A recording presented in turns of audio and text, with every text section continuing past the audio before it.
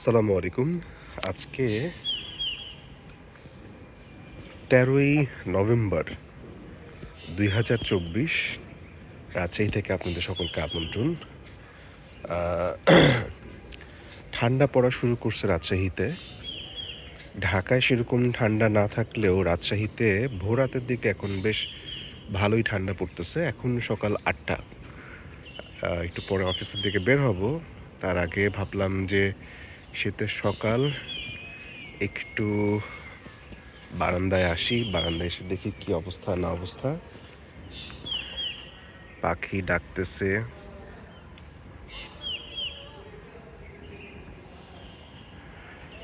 এমনি গরমকালে আমাদের এখানে অনেক গরম হয়, অনেক মানে অনেক। বাট শীতের এই সময়টা এই জায়গাটা ভালো।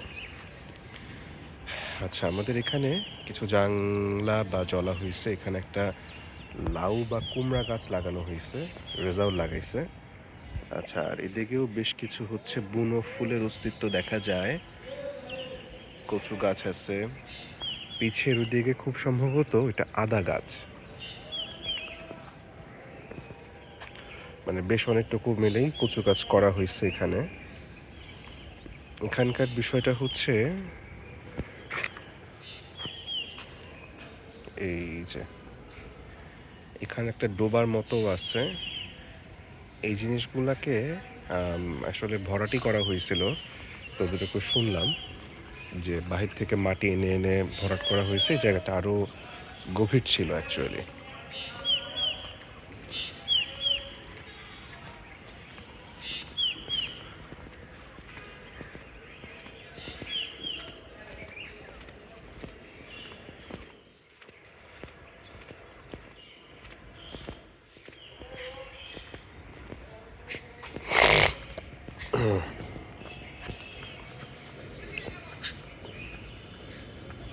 উপরে ছাদে একটু উঠি, দেখা যাক কি অবস্থা। অনেক কাঠবিড়ালি থাকে এখানে।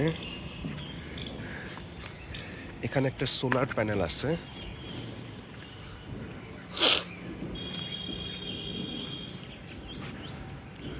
এই যে সোলার প্যানেল।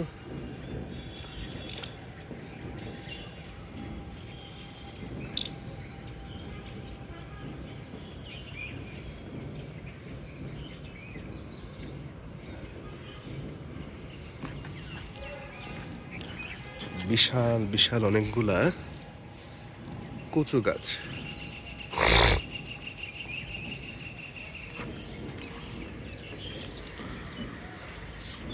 শীত যেহেতু শুরু হচ্ছে, বড়ই গাছে বড়ই আসছে, প্রচুর বড়ই হয় এখানে। এই যে বড়ই গাছের বড়ই ধরতেছে, আলহামদুলিল্লাহ। মানে বড়ের কোনো অভাব ইনশাল্লাহ হবে না। আর একটু সামনের দিকে আগায় যাই। এটা অনেক অনেক বড় একটা বড়ই গাছ এবং অনেক পুরাতন একটা বড়ই গাছ। দেখি আপনারা নিশ্চয়ই বুঝতে পারতেছেন, এই গাছটার বয়স অ্যাটলিস্ট 40 বছর হবে। আমি যেটা ক্যালকুলেশন করছিলাম, বিশাল গাছ, যে 40 থেকে 50 বছরের কম এই গাছের বয়স হওয়ার কথা না। এটা একটা বিষয়। দেন আর একটু আগাই। আগানোর পরে এখানে একটা আম গাছ আছে দেখা যাচ্ছে।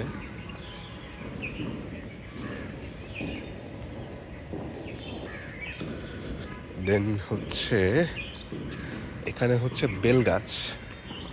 বেল গাছে বেল ধরছে। বেলগুলা এখন এখনো পুষ্ট হয় নাই।